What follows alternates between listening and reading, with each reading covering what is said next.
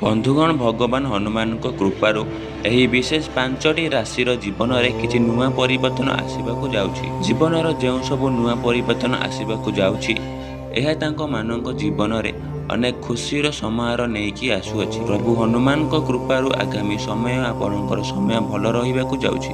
ତେବେ ସେହି 5ଟି ଭାଗ୍ୟଶାଳୀ ରାଶିମାନଙ୍କ ଜୀବନରେ ହେବାକୁ ଥିବା ପରିବର୍ତ୍ତନ ସମ୍ପର୍କରେ ଚାଲନ୍ତୁ ଏଠାରେ ଆଲୋଚନା କରିବା। ପ୍ରଥମେ ରହିଛି ମେଷ ରାଶି। ଏହି ରାଶିର ଲୋକଙ୍କ ଜୀବନକୁ ଖସି ଆସିବା ପାଇଁ ଯାଉଛି ଭାଗ୍ୟର ତାଲା ଖୋଲିଯିବ। ଏହି ରାଶିର ଲୋକ ଏବେ ଏକ ସଫଳ ଜୀବନ ଅତିବାହିତ କରିବାକୁ ଯାଉଛନ୍ତି। ଜୀବନରେ ଖରାପ ସମୟ ସରି ଭଲ ସମୟର ଆରମ୍ଭ ହେବାକୁ ଯାଉଛି। ଧନ ଦୌଲତରେ ଭଲ ସ୍ଥିତି ରହିବାକୁ ଯାଉଛି। ଦ୍ୱିତୀୟଟି ହେଉଛି ମିଥୁନ ରାଶି। ଆପଣଙ୍କ ଜୀବନରେ ଦୁଃଖର ସମୟ ସରିବାକୁ ଯାଉଛି।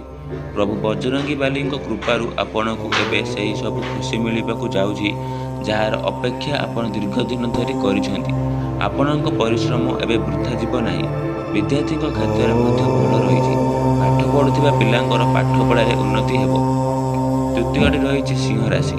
ଆପଣଙ୍କ ଜୀବନରେ ଆଗାମୀ ସମୟରେ ଯେଉଁ ପରିବର୍ତ୍ତନ ଆସିବାକୁ ଯାଉଛି, ତାହା ଆପଣଙ୍କ ଲାଇଫରେ ଅନେକ ଆନନ୍ଦ ନେଇକି ଆସୁଛି।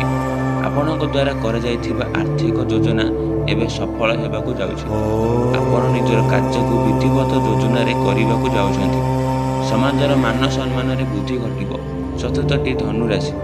ଆପଣଙ୍କୁ ଆପଣଙ୍କ କାର୍ଯ୍ୟ ପାଇଁ ପରିବାରରୁ ସହଯୋଗ ମିଳିବାକୁ ଯାଉଛି। ଘର ପରିବାରରେ ଖୁସିର ମାହୋଲ ବନି ରହିବ। ଦାମ୍ପତ୍ୟ ଜୀବନ ମଧ୍ୟ ଆପଣଙ୍କ ପାଇଁ ଅନୁକୂଳ ରହିବାକୁ ଯାଉଛି। ଧନ କମାଇବାର ଆପଣଙ୍କ ନୂଆ ନୂଆ ଅବସର ପ୍ରାପ୍ତ ହେବାକୁ ଯାଉଛି। ବନ୍ଦ ରହିଥିବା ଭାଗ୍ୟର ତାଲା ଆପଣଙ୍କ ପାଇଁ ଫିଟିବାକୁ ଯାଉଛି। ପଞ୍ଚମଟି ତୁଳ ରାଶି। ଆପଣଙ୍କ ଦ୍ୱାରା କରାଯାଇଥିବା ଚେଷ୍ଟା ଏବେ ବିଫଳ ହେବ ନାହିଁ।